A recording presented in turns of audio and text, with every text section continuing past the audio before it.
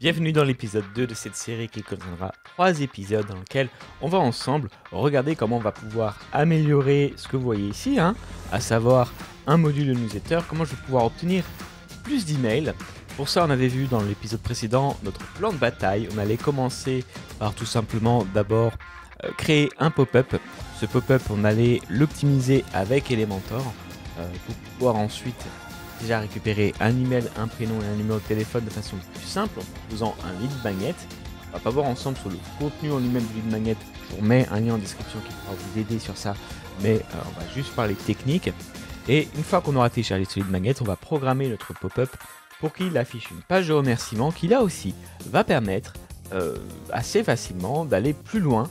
Et donc par exemple, pourquoi pas de me permettre de récolter, comme vous voyez ici, des paiements avec PayPal pour toujours continuer un petit peu, non seulement de récolter des emails, mais pourquoi pas d'engager encore plus avec nos personnes. Alors, il s'agit ici, que ce soit pour le pop-up ou notre produit, un email, ce qu'on va appeler un petit produit. On ne va pas aller sur des choses très compliquées. On va par contre, très long à mettre en place, ou très complexe ou très cher. On va juste aller sur de l'essentiel, mais de l'essentiel utile, et ça va nous permettre de pouvoir, pour ça en fait, mettre en place rapidement, tester en place rapidement ce système de capture d'email. En tout cas, ça sera toujours un peu plus rapide que de faire une newsletter, comme je l'avais déjà expliqué dans la vidéo précédente. Je vous invite vraiment à revoir la vidéo précédente, parce que là je ne vais pas m'attarder sur celle-ci, sur la stratégie en tant que telle. On va passer intégration. Alors, parlons-en justement de l'intégration. Pour ça, on va du coup, dans cette première vidéo, parler surtout du pop-up, comment on va pouvoir mettre en place celui-ci. Donc, on va arriver à un résultat final qui ressemblera à peu près à ceci, c'est-à-dire que je vais me balader sur mon site. Si, mettons, je vais sur cette page-ci, voilà, genre, je vais mettre en plein écran, ça vous allez tout voir. Donc, je me balade sur mon site. On va dire que j'ai vu 50% de la page et là j'ai ce pop-up qui va apparaître, donc on va le refaire ensemble, qui va me proposer une checklist. Donc là évidemment il faudra remettre à jour un petit peu le thème, mais on va voir ensemble pour la programmation. Et encore une fois, pour ce qui sera de l'ordre du contenu, je vous invite à voir le lien que je vais mettre en description pour vraiment construire un pop-up.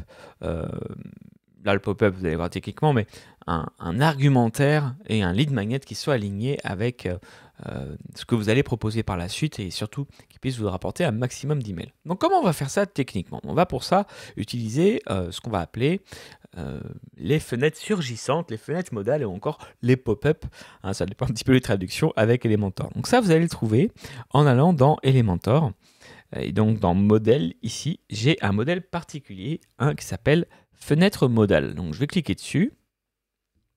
C'est le seul moyen d'y accéder en vrai. Donc je vais demander à ajouter un nouveau pop-up. Je vais l'appeler ebook-2. Voilà. Je vais cliquer sur créer le modèle. Ça va m'ouvrir du coup une bibliothèque de templates. Et j'aimerais attirer votre attention sur le fait que vous avez ici, petite astuce, différentes catégories de pop-up. Et moi, je vous recommande, parce que ce sont les plus efficaces, de prendre celui qui s'appelle plein écran, de partir d'un qui s'appelle plein écran. Et on va repartir d'un template. Alors moi, j'avais pris celui-ci, donc on va repartir de celui-là. On va faire insérer, on va le modifier un petit peu. Pourquoi je choisis ce template? Rien n'est laissé au hasard. Je choisis ce template parce que c'est l'un des plus efficaces. Il y a toujours un problème avec... c'est quelque chose dont je parle dans la masterclass sur les pop-ups. Il y a toujours un problème entre choisir un dilemme, on va dire. Un pop-up ultra efficace mais ultra intrusif, ou un pop-up pas du tout intrusif et pas efficace. L'idée, c'est de tester plusieurs formats. Dans la masterclass, je rentre plus en détail dans quel est l'avantage de tel et tel format pour vraiment avoir un choix.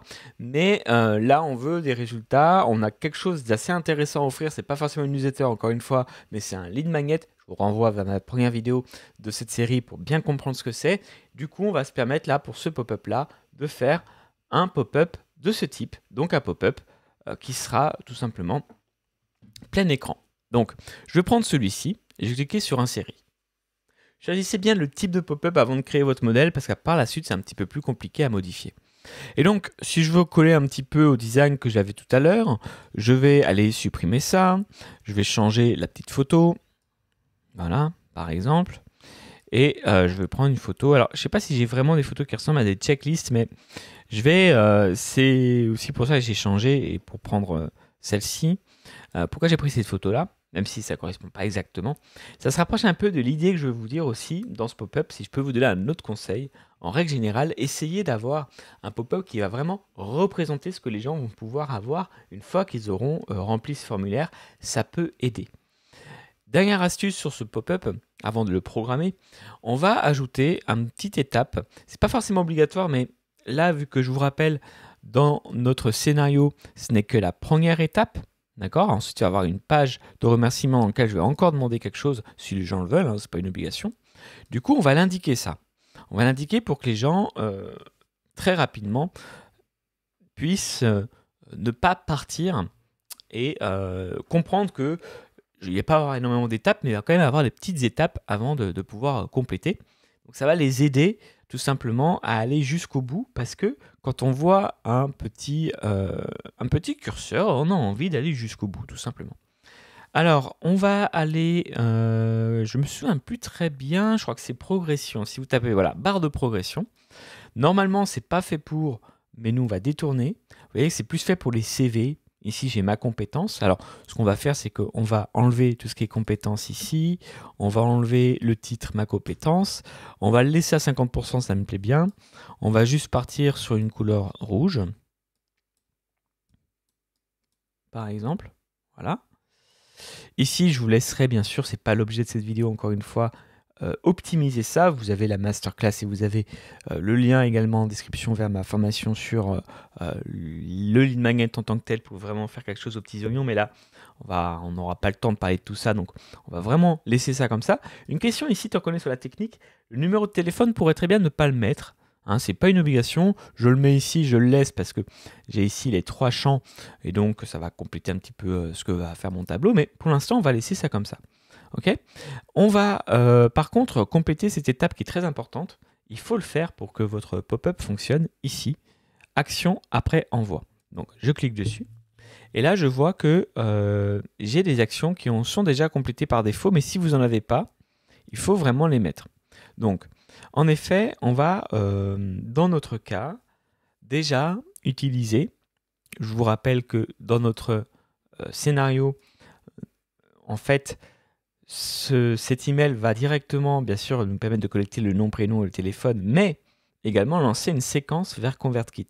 Donc ConvertKit, c'est quoi? C'est un logiciel d'emailing qui permet d'envoyer une série d'emails pour remercier les personnes d'avoir téléchargé notre pop-up, pour leur présenter par la suite d'autres ressources, et pourquoi pas même après, leur présenter d'autres services. D'ailleurs, si je reviens ici, on pourrait très bien imaginer que...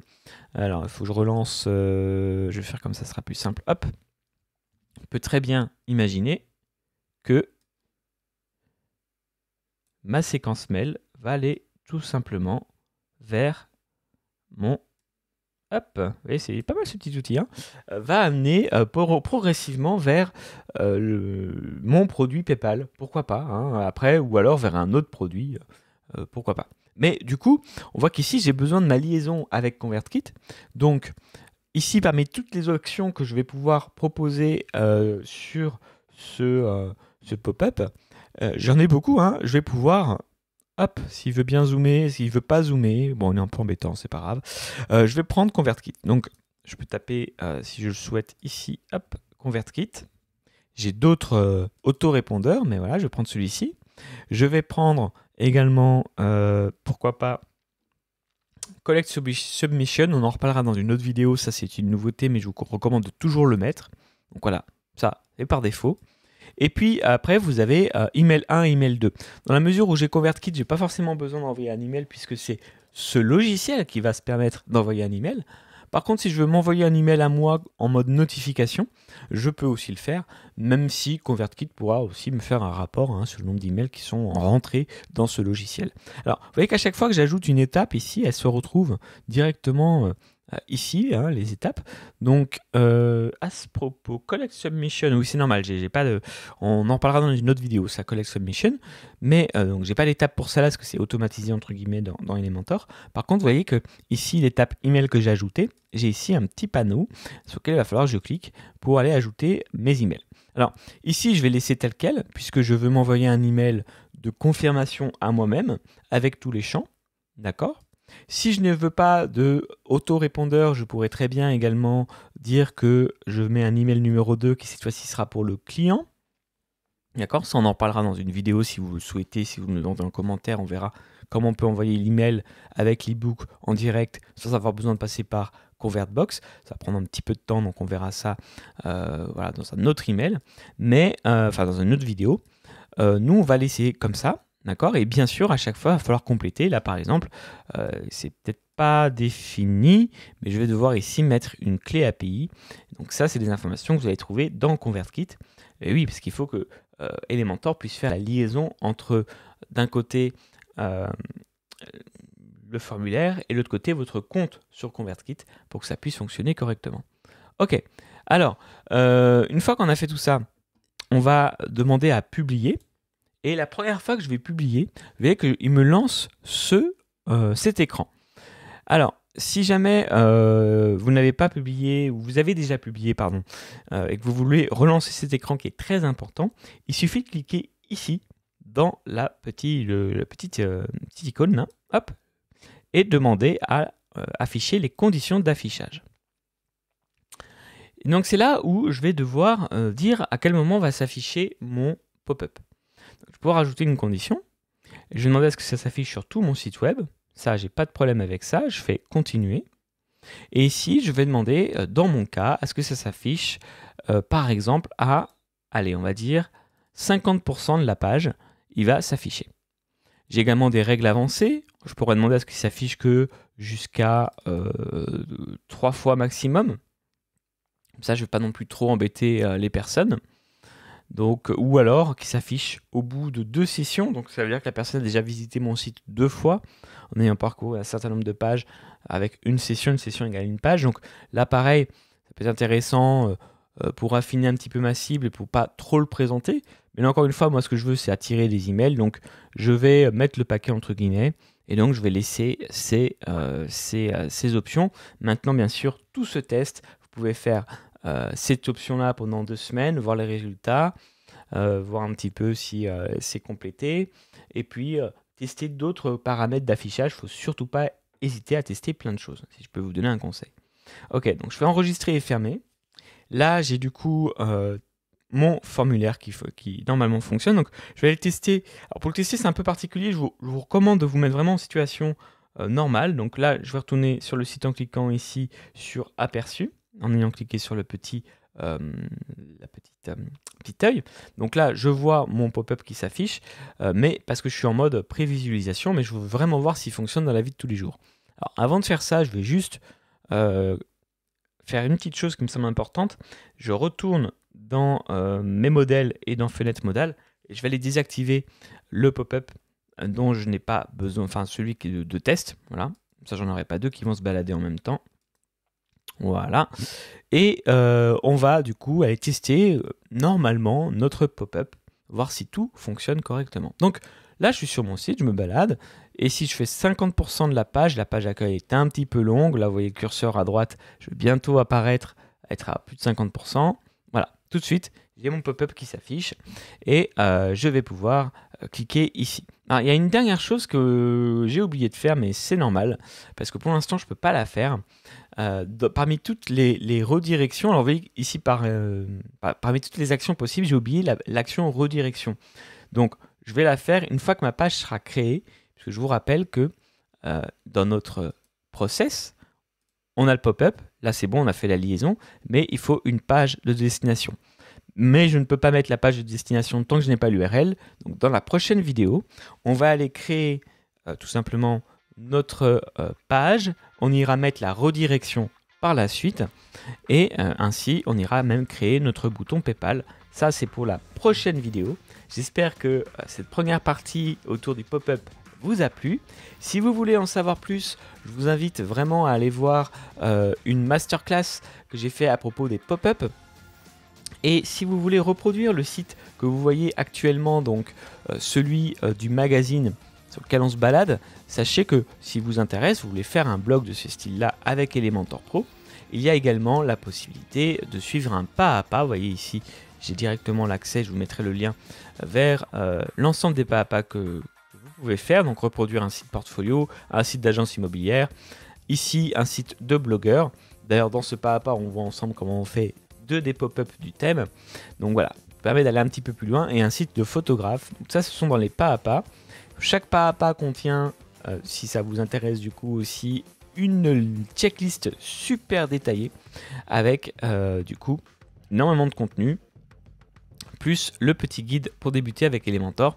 Et ici, c'est 69 pages toutes détaillées pour faire de A à Z le thème. Donc voilà, si vous voulez reproduire ce thème, vous pouvez également commander cette masterclass sur le SEO avec le blog pour être au taquet pour faire votre futur blog. Voilà, de toute façon on va continuer avec ce site là, avec le site actuel de blog, parce que on n'a pas fini, comme je vous disais. Dans la prochaine vidéo on va aller l'étape d'après. On a fait notre pop-up, mais on va parler de la page de confirmation et on va parler du bouton PayPal. Allez, je vous dis cette fois-ci à très vite, n'hésitez pas à vous abonner tout simplement pour avoir accès aux prochaines vidéos et être tenu au courant. Et quant à moi, j'espère que ce tuto vous a plu. Je vous dis à très vite. Ciao ciao.